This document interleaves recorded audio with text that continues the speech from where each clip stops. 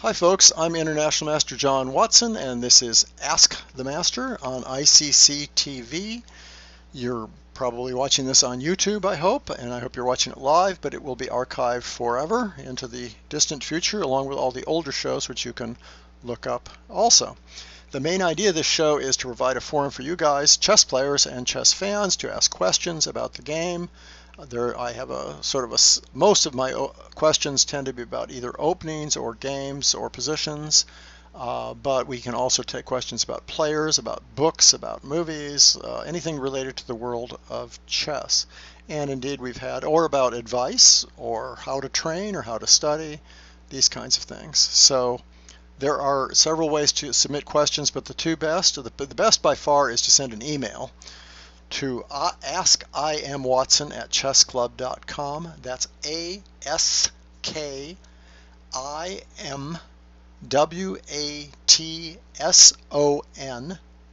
at chessclub.com. That's CHESSCLUB.com.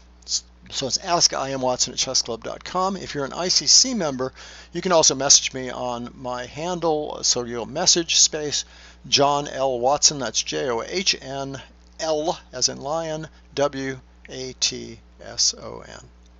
And the alternative is to ask a question right now on the chat. Let's see if we have anybody on the chat. Not quite yet. I'm hoping you'll all pile on. We've had pretty good attendance recently on the chat live.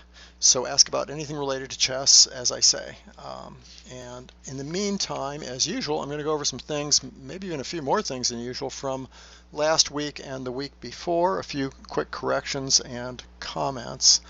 Although if there's nobody here yet, I could wait a second, but I think I'll just go ahead with this. Last week I was asked to recommend a good line for black in the Caro-Kann exchange variation, and I showed one line with which I was familiar, and I think did that reasonably well. And another I know that is widely recommended, but I couldn't get the move order straight. So here it is, or I did get the move order straight as it turned out, but I just couldn't remember the specifics. So let me just show you this. This is the Caro-Kann defense right there. Black challenges the center, and white simply decides to exchange. Not a very common order, and in fact usually when white does this he also plays that move. That's called the pan-off attack. Goes back and forth in theory. I think right now black's doing okay in most lines. But this is the Caro-Kann exchange variation, as played famously by Fischer, but of course it's been played by thousands of people through the years. And black's first move is attacking the d-pawn. That makes so much sense. Get a piece out and try to force white to make a passive move, which in general he will do. Usually play that move. I should show you what happens if he doesn't play that move. I'm not going to you can look at last week for some details here, but I don't think I discussed this. If the knight goes there, black can just develop, but black can also maybe play a move like that, and there's really no good place for the bishop to go to. That's white's most important piece. He's already moved it once. If he moves it again, that's potentially black's worst piece, because it's going to be, his pawn chain is going to be on light squares. So that's a favorable exchange. So that's a good reason by itself for not playing knight e2. Knight f3 is very natural, and but it gets pinned. And then once again there's an attack on this square, and now you're really just asking for e5. I suspect first you might play e6, or you might play knight f6. Tough question. e6 is good enough because the bishop is outside of the pawn chain. And then if h3, you don't really even have to give him the two bishops. There are players that like giving up that bishop in this pawn structure, but I think you could also just pop back here with equality. This is very easy for black to play, so white almost never plays this way.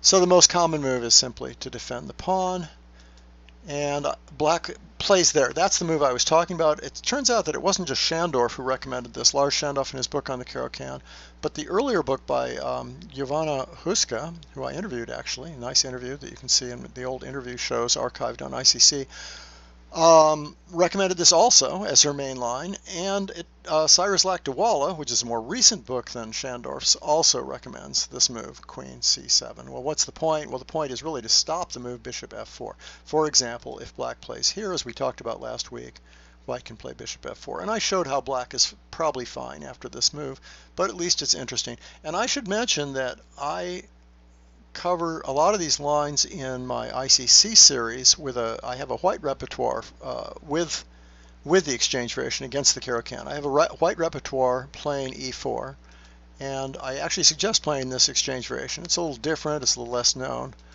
and so you can go back and look at that. I actually use this, just for the record, I actually use this order just to stop the Queen C7 lines.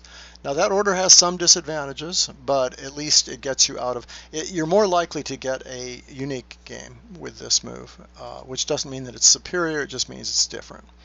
Okay, but anyway, most people play this and that. And then here's this Queen C7 move I'm talking about.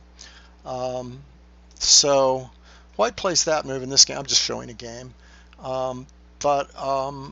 It's worth knowing that against this, you've got, again, this kind of awkward move, bishop g4, meaning that e5 can come pretty early because that knight's going to be pinned, and even e6 and bishop d6 is just fine, or knight f6.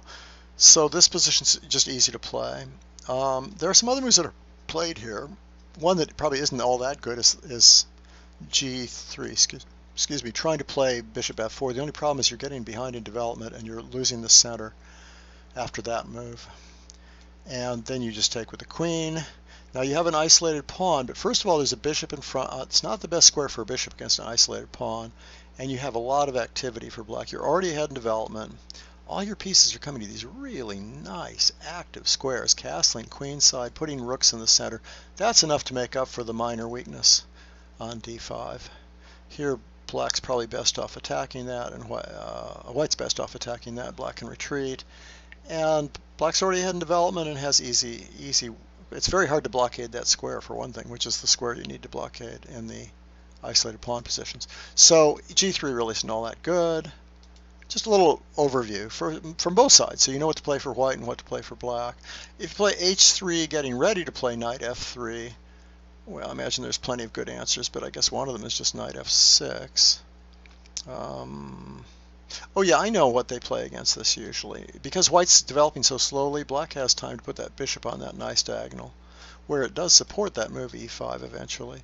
And then a standard line here that's happened quite a bit actually. Now white has various moves here, but the basic idea is black's going to play this move bishop f5. I think there's several games with this, for example, to get rid of white's best piece.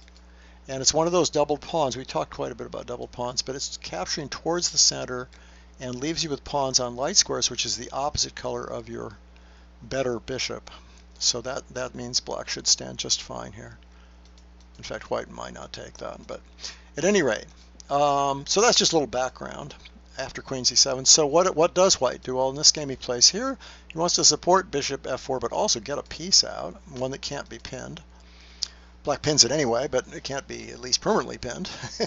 And white plays this move to break the pin. Notice that if white plays bishop f4 trying to gain time now, black can simply take this.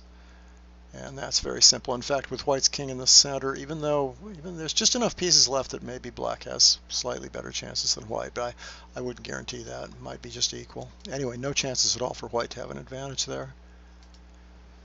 So he makes that move and black comes back. I imagine black can also come this way. I think he has in some games. But let me see if that's true. I believe he has. Actually, though, right away we have this issue of knight f4. I guess just knight f6, but this may not be the most desirable thing for black. Certainly not bad, but so he plays back. That part of the reason for going to d7 is you want to play e5, and then after he takes, and if you do take with the knight, there won't be a check on b5. I think we talked about that last week briefly. So white takes his opportunity to attack the queen, get another piece out, and if the queen had to move, you'd start wondering what black's doing in this position, but that's the key defensive move. And in this game, white played here, which is fine. I think if you're playing, one way to play, maybe to play more for chances for both sides, would be something like this.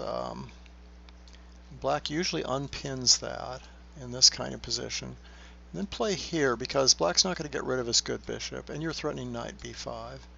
So black better take probably a move to stop that, and then white can, for example, come here and think about occupying that square. This is equal, no question. Black's okay, but it's interesting to at least look at. Black can just develop. Knight e7 or knight f6 should be fine.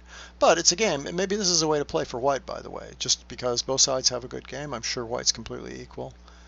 There have been some games where white ended up taking this at some point. I'm not saying immediately, but and then playing here with a kind of oddball blockade on this square with one of the knights. Actually, probably this knight.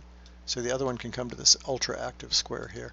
But the odds of this working out, well, you better watch out if that's hanging. But basically that idea, the odds of this giving you an advantage are small. But it's a way to play. This kind of position is playable. Okay, in this game he plays the more common move, just keeping the pin on that pawn. Black unpins. White plays there, that idea of playing the knight out. I imagine he plays a6. He does, to stop knight b5. White comes back. Good move. You know, thinking about coming to the central square or maybe taking and coming to that d4 square, which blockades the isolated pawn. You could play knight f6 there too, by the way. Oh, and the only reason of showing this game beyond this point, this is a good way to play for black in general, but there's a very cute move here. Castling is fine, fully equal, but this is kind of a clever move. The idea is to get more pressure. And the game I'm following white tried to simplify and play that f4 move and then occupy that square. Maybe thinking about covering f5 too. But now black has two bishops and a couple more moves. Played this kind of little rook lift to think about maybe attacking at some point. But it's probably just equal. Black happened to win this game, but it's probably roughly equal. This is a Sasakurian game as black. He's a very top player. Okay, so that was just something that I gave an incomplete answer to last week. I'd show you that. Another thing that I didn't look at, well, let's just get a game up. Actually, I don't have a game for this, but let me get a board up. Another thing that I didn't really answer very well was something in the chat also, which was the chat. Someone asked about, what about this idea for white? We were talking about the Budapest, and we talked about quite a few lines. We didn't really talk about this. And this, actually, the specific question was about this. And I went on quite a while about this, and then I mentioned that you could play here. But the fact is I don't really know this theory very well, so I went and looked it up. And I used to think that was the best move. It is played in just about half the games, almost like 45% of the games. And knight c6 is played in about 55% of the games. So they're both respected. But one thing, I think I got a little worried about this f5 move. This seemed like a little bit of a problem, and in fact it is. White's done quite well in this position. So in this position you probably should play check. And then the normal line here is to play like this. Let me just cheat a little bit and just play there so that after f5 you can always come back to that good square in the center. And this is roughly equal. One line goes bishop d3. Is that right? Yeah. And black can even give up the bishops here because white's position is a little bit loose in the center. This square is loose, this square is loose, and the center is restrained. This bishop, neither bishop is that great yet. Now, of course, if white got a little time, he'd be much better because he has the bishop pair, but maybe black takes, no, in this position, just knight here. You could play takes first. One of the ideas is to take and take over that outpost. You can imagine that can be pretty effective. That looks pretty good, like probably just about equal. I don't know. White may have some minuscule advantage, but this is certainly playable. And that was the question, what to do for black. And the other line is knight c6. Let me just quickly mention something about that. White often plays this way to stop bishop c5. You remember I mentioned bishop c5 stopping castling was a real problem. So white will often play there, and that leaves black with this square. He's got to get his bishop out, and that's a nice square. And then there's kind of a cute move here. Now you can play any number of moves here, but one thing to do is try to weaken this king side. Notice bishop here is going to lose that pawn. So the idea is to come back to e7, and you can either take first on this square, which is what most people seem to do, or just play queen e7, attacking this. Now white has two bishops. That's good, right? But on the other hand, black has pressure on the center, and these pawns are weak. And there's a ready-made outpost here to go to, which is going to attack here and maybe threaten to get the bishop pair back, or get rid of the bishop pair. So white often plays this way instead, even though that kind of weakens this side of the board. He's still got two bishops and he's got the center. He's got space. So those are big advantages for white. It's just a positional question of whether that blockade square is worth something. And I don't know how far I'll go here, but this is one game that was played. Hey, got some people up here. So anyway, this is for those who just came, this is a expansion of a question that was asked last week on the chat, which I didn't really give much of an answer to. Now knight a6 has been played here. I wonder about just knight here, because you are threatening this at some point, or you might be threatening it, and you might be threatening this. Well, right away you're kind of threatening that. So this is an interesting position. I think white's fine, but so is black. This should be maybe equal or something. Anyway, that's really the answer to that question. Was the basic idea is the Budapest, what to do against e4. As I say, I've talked quite a bit several times now about this bishop f4 move. And Jana, I think it was mentioned the queen d5 idea, which is to play, like, just defend this in this kind of way and put the queen here just to defend that pawn for a while. I don't know if we went into any detail here, but basically it goes like that. You're threatening this, and black's a pawn down temporarily, but has nice open file, prospects of maybe bishop f5 or e3, knight e5. These pawns are weak. So yeah, enough for a pawn is the idea. Whether that's true or not, I'm not sure. I think white's probably a little better. Okay, so let me check out the chat before I go further. The Scandi is best by test. I don't think Fisher said that. Okay. What's up, dudes? Yes, I did get the game, Alan. I don't know if I'm going to get to... I got 3 games, and I'll talk about that in a second. Thoughts on Scandinavian tournament play for under 1900 players? I think the Scandinavian can be played all the way up to the top. Yeah. I wonder the lower you go. I think 1900 is plenty. You're fine playing it because you know enough about chess. This is the Scandinavian. I assume you're talking about the queen takes d5 Scandinavian. I think the knight takes d5 Scandinavian is a little risky. I think you can get in trouble pretty easily, unless you want to play the Portuguese, which is actually pretty popular, which is the line where you go, am I going to get this right? Oh yeah, where you go like this. Now, I don't know how good it is. I think it's considered still fairly respectable, but you can play that line and be active.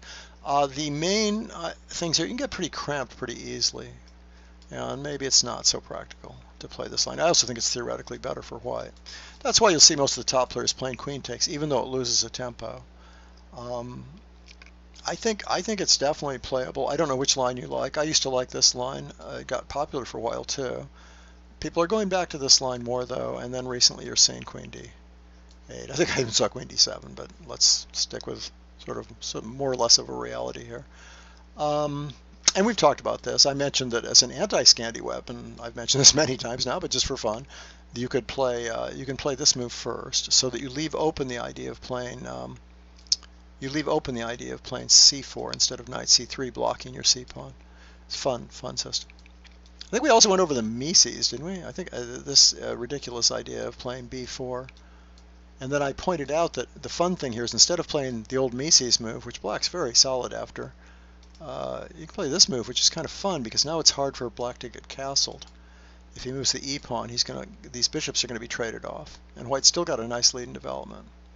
So anyway, so things we've talked about on this show about the Scandi. Okay. So play chess, we're having a debate between ICC and play chess. Clearly ICC is superior. I'm just saying that because I work for them. Play chess is great too. There's no problem with that. But ICC has really good, I think, commentators, and I like to follow the tournaments on ICC. I think it's more fun. I don't like play chess. Well, I'm not going to start arguing about play. That's not really fair because I'm sort of an ICC representative. But is that a pumpkin in your mugshot? Oh, ears. Whoops. Is queen e6 variation the main line now? Queen d6, yeah. No, I don't know. I think it was briefly. Yeah, queen d7 has been played recently. I'm not thrilled with queen d7, but what do I know? It's been played recently, and he's talking about this. Let's go back to where we were. Okay, so you've got 4 moves here. Turns out these checks aren't very good. They've been played, actually. So you have queen a5, the traditional move, possibly still best. Queen d6, the move I kind of like. This is a more dynamic line, and we talked about one advantage of that. It stops the move bishop f4. That's one of the big ideas. And the other idea is it can sneak over here sometimes. And the other idea is it keeps d8 clear to attack the d pawn. It keeps an eye on the d pawn. I like it because it's dynamic. Of course, the queen's kind of exposed, so it has some drawbacks. Queen d8 has gotten popular recently. It's an old move. It's always been playable, but it just seems kind of silly to put all your pieces back on the first rank. But it keeps you from being attacked again. and you have the pawn structure you want. And then queen d7 is the exact same idea, except at least you've got this side of the board cleared out, and you have some more flexibility with the queen in other ways. But yeah, I think if I'd studied it, I'd probably like it better. But just because I haven't looked at it that much, it just seems so crazy. Certainly playable. They're all playable. Good. What is c4 d5 called? There is a name for that as a gambit. Irregular openings trouble me most. Any good books on how to tackle them? Well, that's a setup. Eric Schiller and I just put out our latest irregular openings book. We've put out quite a few, called Taming the Wild Chess Openings. Yeah, I also have a ICC series on irregular openings. I think, how many of them? Maybe my administrator knows. 15 lectures, maybe something like that. Maybe fewer. So you can look at ICC videos, but you can also look at the book that I wrote with Eric Schiller, which is the most recent on irregular and covers more irregular openings than any other book. It's called Taming the Wild Chess Openings. It's kind of a crazy book. It's got some real wacko stuff. It's organized kind of oddly so that we could cover sort of everything and still cover some sort of respectable lines. We have a whole section on pretty respectable lines that aren't that irregular, but they're the kind of things our students always ask about. What do I do about this? What do I do about that? Just simple things like the Verisov and the London and openings that are not irregular, but sometimes when you're a beginner you don't run into them, and then you get frustrated trying to play against them. Someone trapped the queen on a5. Yes, that can happen, I suppose. Yeah, Daniel Lowinger, that's a pretty recent book about Queen d8. I have not read it, so I can't say much about it. He also wrote another book recently about some fairly irregular lines. But that's what I do with irregular lines. c4 d5, what's that called? We talk about this. You can try to turn this into a gambit if you want to. Yeah, there's some sort of gambit. I think there is a name, but it's not very well known.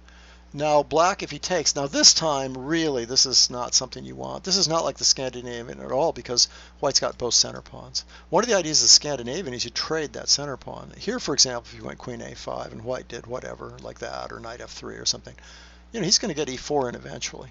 And that's two center pawns against one, plus a lead in development. That's a recipe for disaster in the opening. But the whole idea of d5 is to play this and maybe even play a gambit later with one of these moves. Now this looks great to start with, because if black can get knight takes d5 and he's fine. There's a real issue though with that move, because if knight takes e4, you lose a piece. Here, check, taking there. And so that means black probably has to turn this into some sort of gambit, like for example a move like this. So it resembles things like the Icelandic. You could also try that, but I think c6 is better. But the problem with this gambit, it's not really like the Icelandic. It's not like those Sicilian gambits, which I could show you, but we'd probably get totally off the subject. Let me just show you this for a second.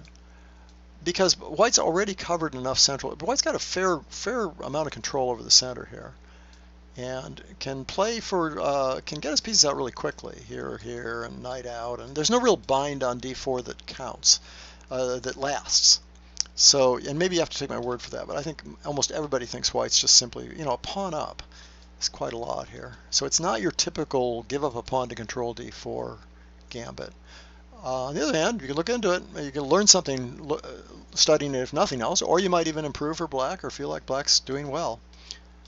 Sorry about the name. Maybe there isn't a name. I'm not sure. The Carl, maybe. Carl Gambit? C-A-R-L? Anyway. C6, thanks. I had a good tournament this Sunday, blah, blah, blah, and came out. Well, that's nice. Yep. I played the Benoni as you advised me, had good results. Yay! Yes, Remy, thank you very much. Yeah, Remy asked good questions. Oh, there's a game. It went. So there was a game here. C4, D5 takes, queen takes. Okay, well, let's real quick look at that. You were white or black? I assume you were white. Now you can play knight f3 if you want to be a little more flexible, but this is fine. Bishop here. Bishop d2. Oh, this is the trap. Yeah, bishop d2 is fine. I'm not sure if it's absolutely the best move. I suppose there's c6 trying to sneak out this way. It might not be too bad. I'd be tempted to just keep developing here, or even get ambitious. How's he going to stop e4? That might be a really good move. That might be a very good move. But even just developing. Anyway, bishop d2 is fine, and then black fell for something, I guess. e6 double question mark. e4. attacking the bishop, bishop g6, knight d5. Oh, that queen is in trouble. Notice the queen has no square. So that's cute. That's a cute line.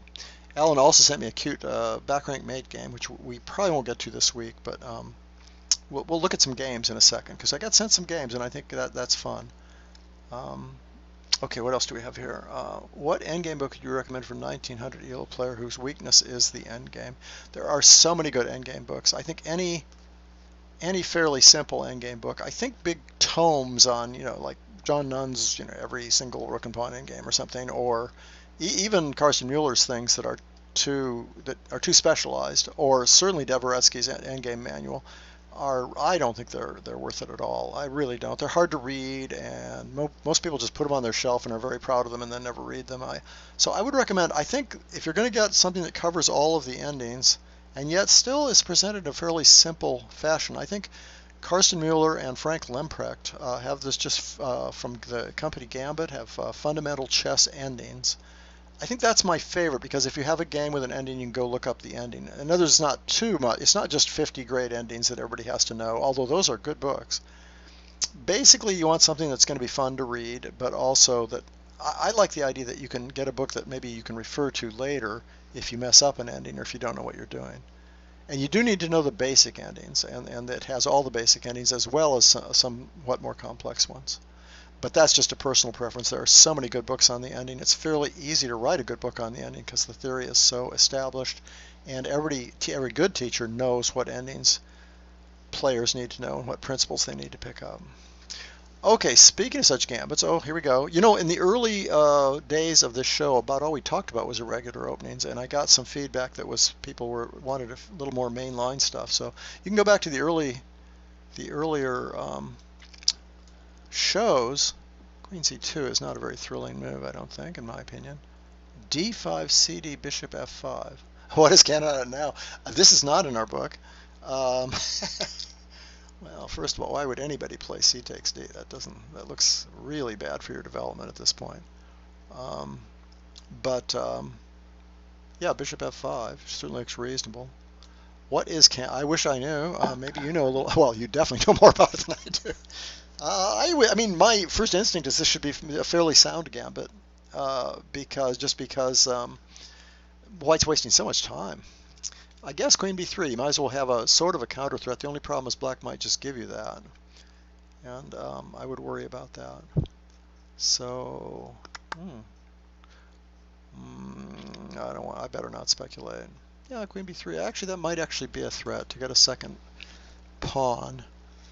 And of course, now White could try to do things like this, but that's risky when you don't have any development. Yeah, okay, so cd5 maybe isn't such a bad answer, actually. I guess g6 doesn't really go with most gambits that well, so cd5 might almost make sense. Okay, I'm catching on. It takes me a second to figure out what's going on here. I would think, yeah, d5. Of course, queen c2 itself is funny. I guess you're trying to get this in, but your queen might be misplaced in a lot of King's Indians. So I'm not really that convinced about this. I think d6 is a good move. Or just going here is probably a good move. Play a King's Indian. Or play c6 and d5, although that's going to transpose. Okay, d5 takes. You can give me some more moves if you want to. Oh, you wrote a book on it. Okay, favoring it. Interesting. Okay, what did you do? What happened for White? I'll just get some. I'll get some tips here instead of giving tips. What happens after queen b3? I assume you kind of gambit that pawn, but how? Or do you just play queen c8? No. Yeah, I'm not sure. Got an idea here? Porcospino 289 has had it's Mangarini's idea. Yeah, has had some real good questions and comments on this thread before. I'm glad to see him back. Still wondering what Black's exactly doing here. I guess you just give up another pawn, right? Just play here. What the heck? You're going to have a rook b8 move if he takes it. Get your pieces out quickly and see what you can do. I guess knight b6 is a thought too. Boy, this is funny. I wonder, is f3 too ambitious? Almost after. Wow, f3 is a little bit of a problem. Let's look at this one more time. You can tell me. I'll keep glancing over from time to time. Well, I mean, you can go here, and let's assume somehow that the knight b4 threat is strong enough to make up for the pawn. You're ahead by 2 pieces of development, and you have bishop g7 coming. Okay, this looks more like it. because a3 is awfully slow. What do you think? Is this what we is this your point? You know, this might even work. This is kind of cute because knight b4 is a serious move to tie, and knight c6 followed by castles followed by knight takes or e5. Wow. Okay, I caught on now. I got the idea of Menger-Ini's idea. I'll bet this is it. My feeling is you have to play very conservatively here as white, probably something like e3, and if knight b4 here. But then black should have plenty of oomph in the center, playing moves like that. Maybe knight c6 first.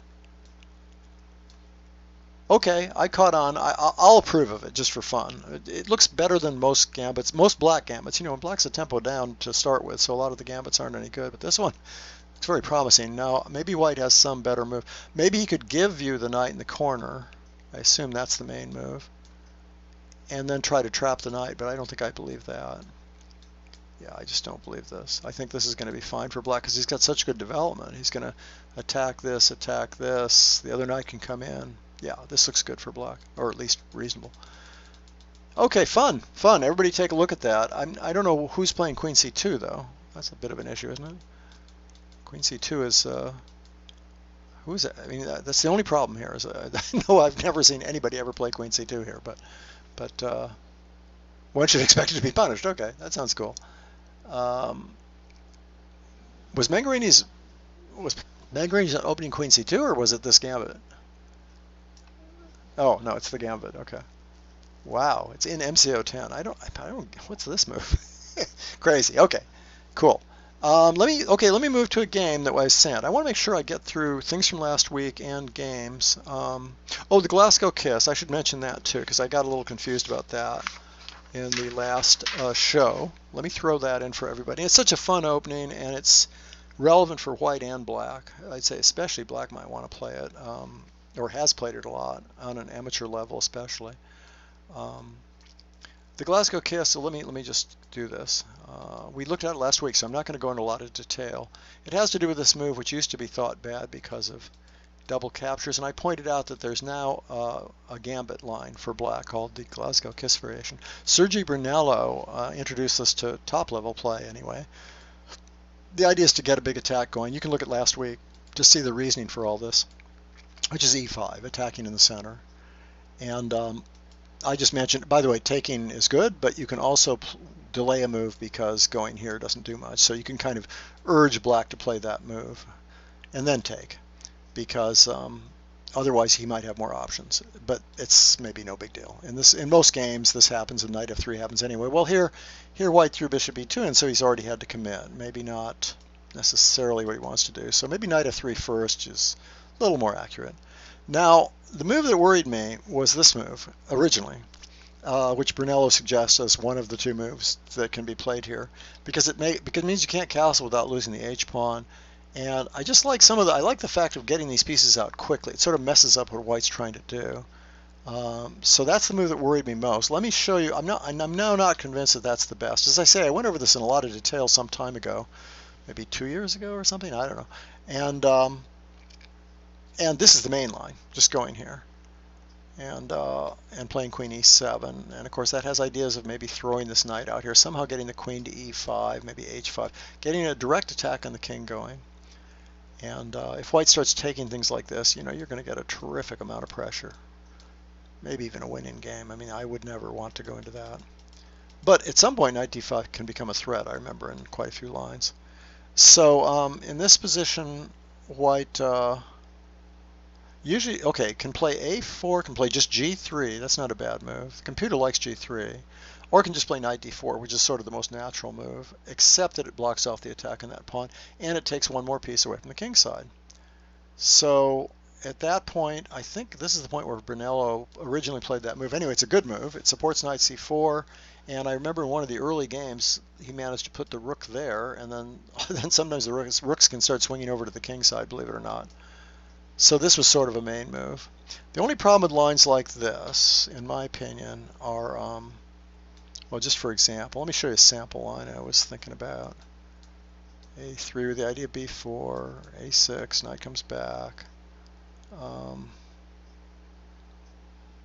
Now this is attacked, and rook b6, you've got probably b4 and knight a4. I mean, so you don't want that. So you probably play a5. And then you can play a4 here and just really secure this square, although it does weaken some queenside squares. I still think white's, okay, here's the idea. Here's what I want to say about it. I was asked about it. I just think white's slightly better in all these positions. I think most GMs would, if you were playing a really top GM, maybe you don't want to get into this, because the best thing's going to happen is you're going to get a pawn back, and at best equalize. I think black's winning chances would be terrible against a really good player. But against lower players, you're playing for the attack, and I didn't see anything drastically wrong with that kind of position. Just to get back to what I was saying originally, though, my original problem with this, I think I now like white in this position. Originally, I was a little worried about it. Nautilus gives this move as a, I think it's Nautilus, or maybe it is Brunello. I'm sorry, could be Brunello. Probably Brunello gives this move, I guess I don't quite believe in it. I think you just attack that and give up that pawn. Okay, so now you've lost the pawn, but you're getting, this pawn actually is becoming weak, and you've got to watch the bishop at some point. It's got to come back. And I think these moves are relatively forced, actually. You can get rid of that bishop. Now white has a bishop pair. Sure, black's knights are nice, they're well placed, but there isn't really an outpost here, because that can be kicked eventually later. And that really is a little bit weak, and that's a bad bishop. I think everybody would like to be white here. I'm not saying it's a big advantage, but it's a nice position. Oh, at least you got rid of the bishop pair, but who wouldn't want to be white here, really? I think good players would much rather be white here. So I could show you some. There's actually a game with this. Yeah, I think I'll just kind of stop here. By the way, he gives bishop a3 instead of bishop b2 and shows some fancy line, but just bishop b2 I think is very convincing. Just playing this move is quite convincing for getting a small advantage. Now, even if you were playing a top player, you could try to play this and probably try and draw, but against anybody else, sure, this is a decent opening. I mean, it's a reasonable thing to do, and let's just follow that one more time to explain why you've got a big lead in development, and you're aiming at the king. That's the main thing. In practical purposes, let's make the move that I think you should make. I think you should just castle and put your queen on e7. And then, it's very solid, typical attacking position with an isolated pawn. Remember, isolated pawns are not all weak. Sometimes they support the attack, especially the isolated d pawn. So you could win a lot of games this way, but I think probably the last thing you'd want to play against are really, Magnus Carlsen or something. Give him a pawn and get ground down, basically, in my opinion. But you can look at it. What's the newest book written in ECO informative style? I don't think there is one opening book that just gives variations. That's a very good question. It's been a long time. Some of the ECO volumes, like ECO C and maybe E, were reproduced, a decade ago or something, and with their fifth editions, and those were put out that way. Are there any books written in ECO informative style, opening books? I don't think so. I don't think there's any, or at least no encyclopedic books, and I don't think there's even any. That's a very good question. I don't think there are any. You might want to check the Informant website. They may have something. So yeah, the next time I play Magnus, exactly. You can always play this as black against almost anybody, but even in practice, I'm not so sure that a lot of these moves aren't pretty obvious for white, and so you're likely to get in some sort of simplified position where you're just trying to get your pawn back, and and if you do ever equalize, you're probably not going to do too much better than equalize. Now that this gambit is known, most people who play, I mean, in the old days, sure, I mean, even a couple of years ago, but what was I going to say? Oh, if people play knight c3, they're probably going to know this position. And if they are willing to go into the gambit, they're probably going to know why. So you really have to wonder a little bit. Hard to say. But I wouldn't throw it away on that grounds. Okay. Let me just keep moving here. Now, I got sent 3 games, which is kind of cool because I'm always asking about games. I should say that it's best to send games with a question. So there's some sort of, not just sort of here's a game, because we can all look at games, right, from I mean, it's fun to send your best, it's nice to see listeners' best games, but I think it'd be better to see that with a sort of a lesson to go with it, or a question or something. So that's my fault for not really mentioning this. And I got a couple with specific questions. So here's one of them that I got, a game I got. And I'll try to get to all the games anyway, but I'll probably prefer ones that have a bit of a lesson involved or a question involved. This is a game I was sent. Oh, about the Bogo. So it's a Bogo Indian, and he got worried about what to do about this Bogo Indian. And he played. Okay, so this is the knight b2 d2 line. I don't know how many of you know these lines, but bishop d2 is very common, probably more common. And black's got all kinds of ideas against that. So sometimes white plays this. I think it's gained in popularity. I used to play it all the time, knight b2, way back when.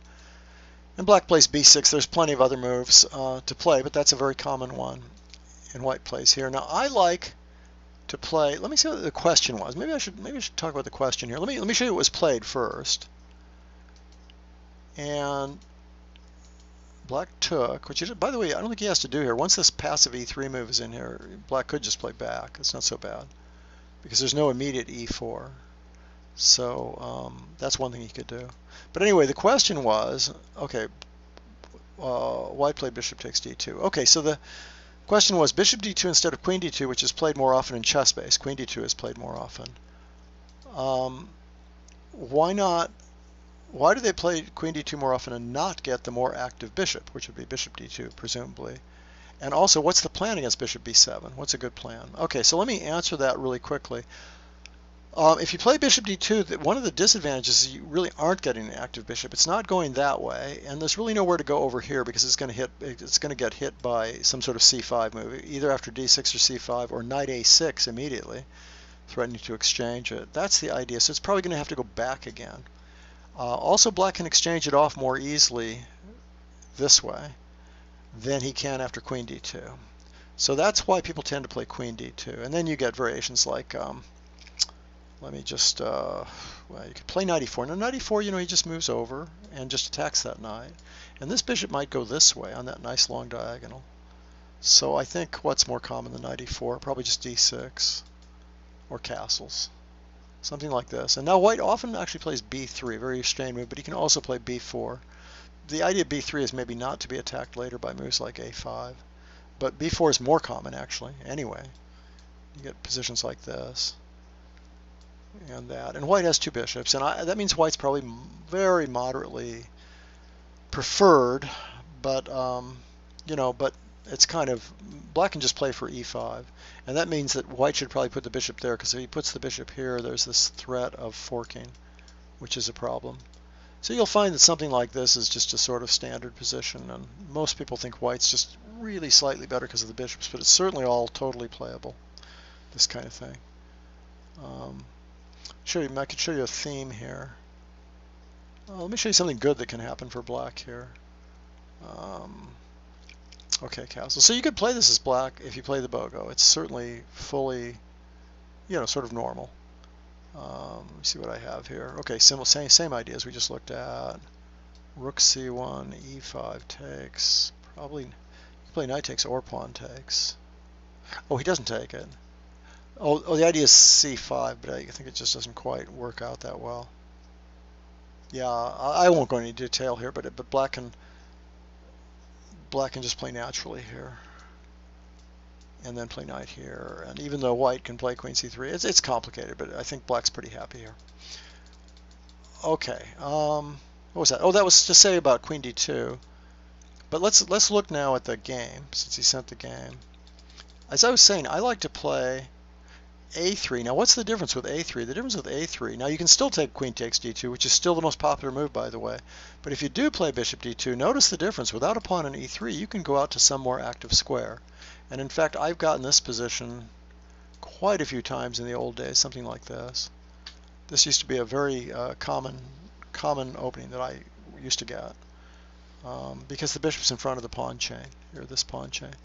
So this time the two bishops might mean a little more, is the idea. And if black tries to get rid of him, he's got to weaken the king's side. And this is a very famous kind of position that can actually arise from, I think, two different openings. But So I mean, things like this can happen like that, and then white can play these clever d5 moves to bring his knight to d4. It's a lot of fun, a lot of tactics, a lot of fun for both sides. So that's a big difference between playing bishop takes d2 before e3 or after e3. Nevertheless, most people play queen takes d2 here, and then they play e3, and they play that line we just talked about, playing for b4 and bishop b2, or maybe b3 and bishop b2. So a real standard thing for black, by the way, in these positions, let me see if I can show you that. Something that happens quite a bit for black is he sets up this old stereotyped attack with, by the way, queen d3 is an interesting move too, with f5, maybe this first, and f5, and then the idea is you bring the knight over here to support it, or you even bring the rook up here to attack the king once the king castles. The king is probably going to castle. So this is sort of a standard position where actually white is doing reasonably well, but it's scary for, I mean, black has a ready-made attack along that long diagonal. So it's the kind of position you could win in practice as black, even if you're not real sure. Even if white does have some sort of theoretical advantage with a move like knight e1 or d2, you can always get attacking chances here. So it's kind of fun for black and for white if you know what you're doing, basically, because white might get a small advantage. Okay, what was that about? Oh, that's this game. So let me finish this game since it was contributed by a viewer. And well, we won't go all the way through it probably because we've already kind of answered the question. So bishop d2 isn't very logical here because you're not going to get the bishop out there and you're not going to get the bishop on the long diagonal. And in fact, black now stops, it threatens to exchange that bishop. It doesn't take it yet, place that f5 move. Could probably take it at any point, but doesn't really need to. This is an interesting point right here. White can be thinking about this move and might make black's move order a little funny, which threatens knight d4 is the idea. Just for example, if he takes and you take and he takes, you play knight d4. Okay, you're pawn down temporarily, but you're threatening knight e6, bishop f5, knight f5, those kinds of moves. And so this is very dangerous. So d5 is a kind of clever move to remember, a theme to remember in these kinds of positions. I want to show you things that can happen in similar positions. Just when you see this, think often in terms of this break move. And you'll notice that if he goes right by, he's leaving this hanging. He's leaving that square hanging. So instead, white played here, which maybe doesn't do that much good because it can be exchanged off anyway. Now b4, which is logical. And now castles. Now normally I would approve castling, but it's a little late. White's made a lot of extra moves over here, and the king is still somewhat exposed, so I don't really like castling. I think, for example, he could just take this and take this, and I got a feeling this is going to be hard to defend that king side easily. Just a move like this. Now you have moves like rook f6 to h6 as an idea, rook f6 to g6, queen h3, queen h5, that kind of stuff. I don't think you want to deal with this. This is too difficult to defend. These pieces are not really organized to defend the king side. You know, this rook f6 move is really a problem. So I think that was a mistake. Just to sort of annotate this game as it goes along. I think castles was fine earlier, but you've made so many extra moves here that it's very dangerous now. You didn't get developed. Basically, white didn't get developed in this game. But black doesn't take advantage of it. Black sort of switches to the queen side. And now I think white should play a move that, another reason this is an instructive game, because even if white's bishop was here, a very good move is to play bishop here. One reason for that is that after the knight moves, the bishop can come to some active, useful square on the king side. Another thing is it just defends. It defends the king. It defends that side of the board. And it kind of gets out of the way too. Allows you to play knight d2, challenging the center, for example. So I think he should have played there. Just a positional move. Played knight d2 right away. And now the only problem is white doesn't even have the two bishops here. So probably black's probably slightly better, but I don't know. It's a game. Now black was threatening mate, so white stops that. Good move. And black just moves. And some horrible thing happens next. Now remember I was saying in practice, even if white's okay in these positions, in practice, black's the one with the attack, so white has to be really careful. And in this game, white made a terrible move, which he recognized as being a bad move. Probably should just play rook b2 and just protect the king side, because here Black just walked in and then played knight h5, I think. Could have played knight h5 and the game would have been over because queen takes is threatened and there's not much to do about it, because if knight f1 or rook over, there's going to be knight takes followed by queen takes, and look how that cooperates with that bishop. That'll be the end of the game. And the rook can also lift after that kind of thing. So I don't know if we need to go further. There was actually a cute thing at the end because white stalemated black, but that's many moves down the line and isn't really relevant to the middle, either the opening or the middle of the game, which I think is what's being asked about. Okay, so that's kind of a cute game. Thanks for sending that. I think, feel free, you guys, to send games. May not do them all, but if there seems to be a lesson in them or standard ideas that are nice to know, then I will definitely go into them in depth and try and show what can happen. Okay, so that's a game someone sent. What else do we have here? How are we doing for time?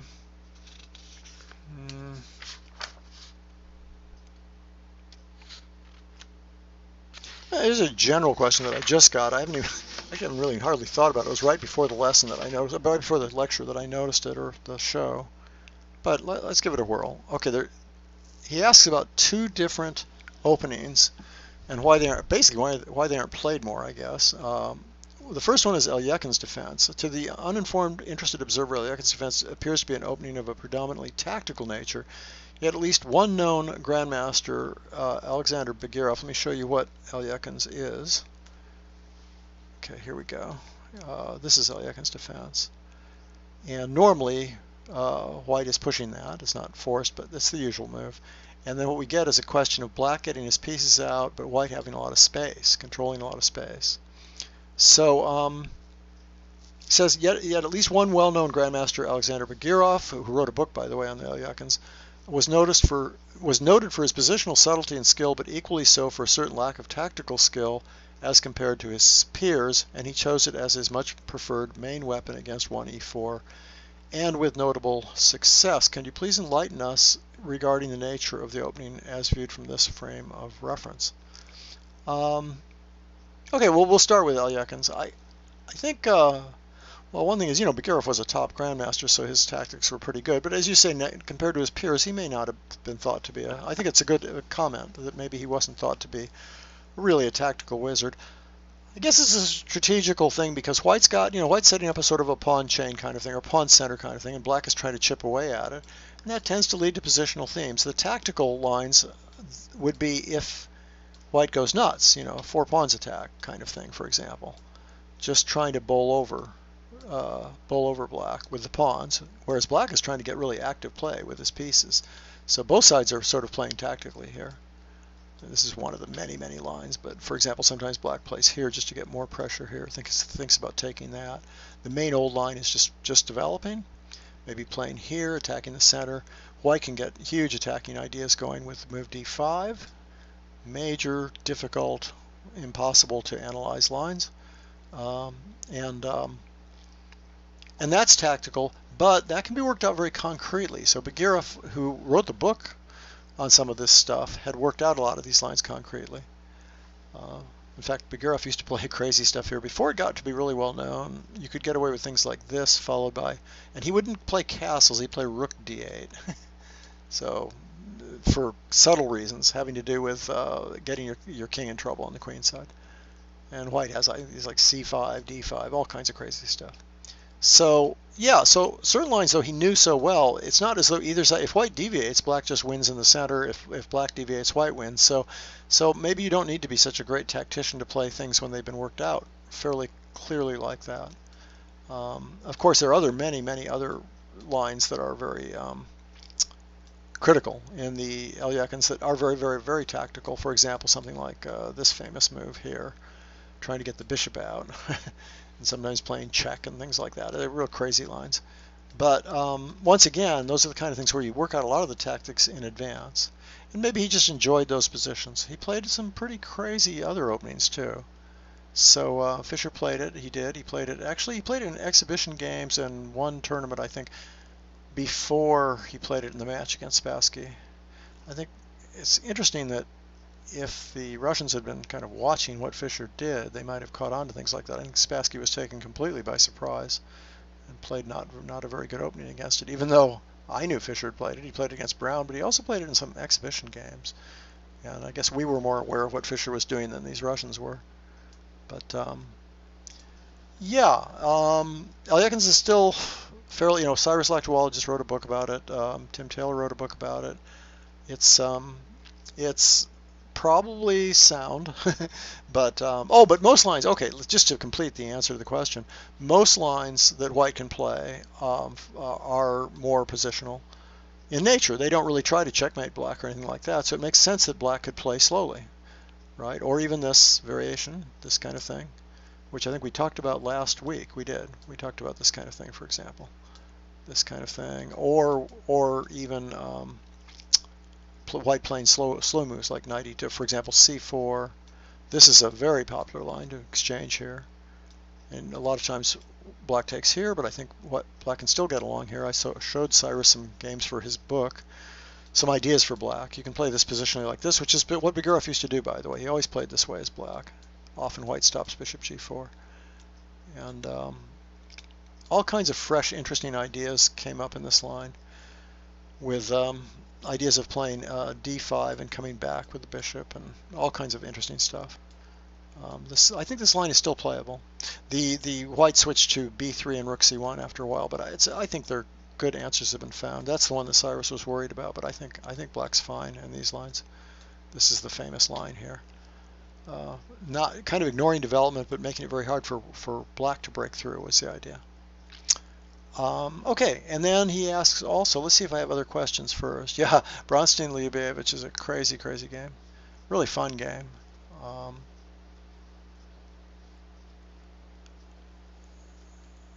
Okay, Porco Spino is going back again with the Queen C2 thing. Yeah, fun thing to analyze. Okay, so what do we have here? We have... so let me just continue here. The second part of that question is, what is there must be reasons for this opening, meaning the hyper-accelerated fianchetto he's talking about, not being played at the expert level. I do not see an outright refutation. So the question, with some other discussion, was what is the reasons, or are the reasons, for masters not playing the hyper-accelerated dragon, and do you feel it is a useful option for intermittent use among players of more modest strength? Okay, let's get straight what these things are. The dragon, a lot of you know, is this setup for Black, playing with g6. But you play d6 first, and then you play g6 and bishop g7. And you might have knight c6 in, and you might not, but early on or a little later. That's the dragon. The accelerated dragon is playing knight c6 first. And a lot of people don't play the accelerated dragon because they can't get that far, because White plays bishop b5. But if White plays d4, the accelerated dragon plays without d6 for a while. It plays this move. And the disadvantages are that allows the Maroczy bind, which some people don't like to play against. We did talk briefly about this on this show.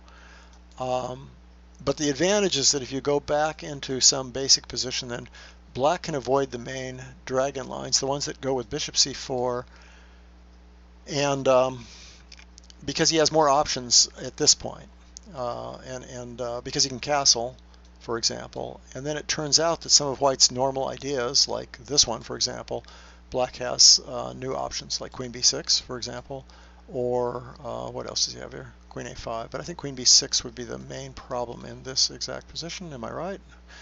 What a horrid memory. What a horrid memory. I think that's right. And that's why White usually plays bishop b3 first in this position. But now we're no longer in a dragon position because Black has more options. In fact, even if Black transposes, this has already been committed to bishop b3, and that can be favorable for Black. So, and there's also the famous d5 idea for Black too. So, so that's the idea, but of course the cost is allowing the Maroczy bind, and the other cost is allowing the Rossolimo variation. This is the Maroczy bind. And you can play knight c2 or bishop e3 there, for example. And this is the Rossolimo, which is extremely popular on all levels right now. So then there's the hyper-accelerated, which is what he's asking about. And the hyper-accelerated says, okay, I'm not going to allow bishop b5. Now you're probably still going to allow the Maroczy bind here, for example, after this move, if you take. There's probably still going to be some sort of Maroczy bind coming up. But you don't have to take. You can play this move here. And in our book, Taming the Wild Chess Openings, we go in tremendous detail about this because this is essentially an irregular move order. It can also happen in the modern variation. Let me just show you. This is actually an important move order to know, especially if you're an E4 player. But even for a D4 player, this basic position, if black plays here, I even think that's a little bit of a mistake. It's been played for years and years and years, and white often just transposes into a Sicilian. Or white plays by, and this can be fascinating. For example, this move can be answered either by this immediate move, e5, or knight c3 first, and then after castles e5, when black has these choices. And that's been analyzed at incredible depth. For example, this kind of thing, where you just keep mowing away like that. Very, very, very risky, by the way, for black, but maybe playable. And you can also just play other moves here. You can play d6, and you can play sort of normalish kind of moves here. So d5 is a real problem with this order, but the real problem, I think you should, for this you could get Taming the Wild Chess Openings by Eric Schiller and I. This move is much stronger than its reputation, or maybe by now its reputation is good, but for years it was thought that black would be okay in these lines, and in particular in this line. And I think what's happened here is this has become an incredible pain for black. One of white's ideas is to play knight b5 and almost kind of trap the queen's retreats and threaten just bishop e3 and maybe just taking on a7. And if black makes the mistake of going here, he's weakening that square too much. Now we have knight c4 followed by bishop e3 and knight b6 and things like that, and that's awful. The rook really has nowhere to go. So anyway, it gets very complicated. We have a lot of analysis of this, and there's some new moves. It used to be thought black could sort of survive. Well, he can survive, but even equalize with a move like, for example, b6, that kind of move. But we analyze all the possibilities, and I think you'll find that we... oh, by the way, there's a trick here. The trick is check, takes, check, and the idea is if here you've got that move, and if not, he wins the rook. The problem is that winning the rook is not going to work because... now, do you play knight d2 or queen d2? Probably queen d2. I think this move is quite strong, if I remember right, because you're threatening that, and if he just stops that directly, then you cut off the escape square for the queen. So I think it's that simple. Well, it's not that simple because black can play some dramatic things here, but they're all good for white. Anyway, that's the answer to the question, is that might even be a problem. Maybe a lot of people probably know about this by now. They know how strong that is. So there goes your hyper-accelerated fianchetto, unless you're willing to take that. Whoops. Oh, this is the modern order, so let's do it in the hyper-accelerated fianchetto order. Unless you're willing to... Okay, you can take this right away. It's still a hyper-accelerated fianchetto order, I guess. And now you have to deal with this move. And I think a lot of people as black think you can deal with this move now. Maybe, maybe not. White can just play very calmly here, and that's a difficult move order for black, apparently. I'm not really up with the theory. The old theory, there's a lot of stuff involving this idea, and if black plays here trying to play clever things like this, it turns out white ends up well off. I'll just tell you that's kind of established. But black can also just play calmly here. And I don't know how theory stands on all this stuff. I think black might be okay that way. So I would just be careful to avoid, if I was going to play black, I would be careful to avoid that d takes c5 line. I think it's just too good a move. So I guess I would take now. And I don't know what the other disadvantages to taking are. Probably nothing, because you can always go back into this position, right? Normal accelerated fianchetto. But you are allowing a Maroczy bind. And most professional players still don't really want to play against a Maroczy bind. We had a question from the last couple of weeks where someone was specifically trying to avoid a Maroczy bind. And I don't blame them. It's, but if you know it, maybe the Maroczy's okay. I mean, people have played it for years as black and done sort of okay. The question was, by the way, why aren't more people playing this as black? And I think probably because of the Maroczy bind, but also because they may be a little afraid of this order. Whoops, queen takes. Or they may think I can't play this way because of d takes. So that might answer your question about why the very top people aren't playing it very much. I still see the hyper-accelerated fianchetto on a lower level. But as I say, I wouldn't play bishop g7 there. I would take that and just learn the lines after queen takes d4. And it's possible white is a little better after queen takes d4, and that's been a problem. Okay, no more comments. What's happened? I put everybody to sleep probably. I'm trying to answer all chat questions, I hope.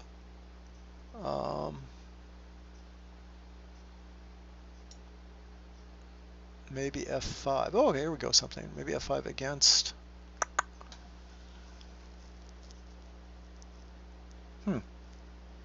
Yeah, I missed what the context of the B pawn in the subway and F5 were. It was something I was just showing you, obviously, but I've kind of lost track of what that was. So I think this is probably a good time to wrap things up. I've got more things to show, of course, but think of questions. If there's any questions right now, we've got a few minutes if you want to throw it in. We're over the hour, but we still have a little bit of free time, a little leeway time if you want to ask anything else. And if not, remember to send emails to askimwatson@chessclub.com. So if you have something you're really interested in, if you want some tips, I usually have a few innovations I can show, a few different ways of playing things that I can show.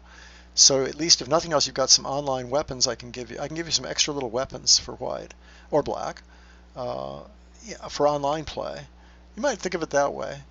I know a lot of slight deviations from theory that can give you games that people aren't really totally used to. So if you want to ask opening questions, those are good questions, but also ask about training. The person who sent this game, which we didn't get to, also asked about studying and studying alone and what are the good ways, what are some good tips for studying. I'm going to address that next time for sure. We've talked about it a little bit, but not enough. So I'm going to give a fairly a lengthier answer next time about study habits and studying options and things to do about studying, and show some more games that I've been sent. So keep sending me your games and your questions and everything else, and thank you everybody for listening in again. Bye-bye.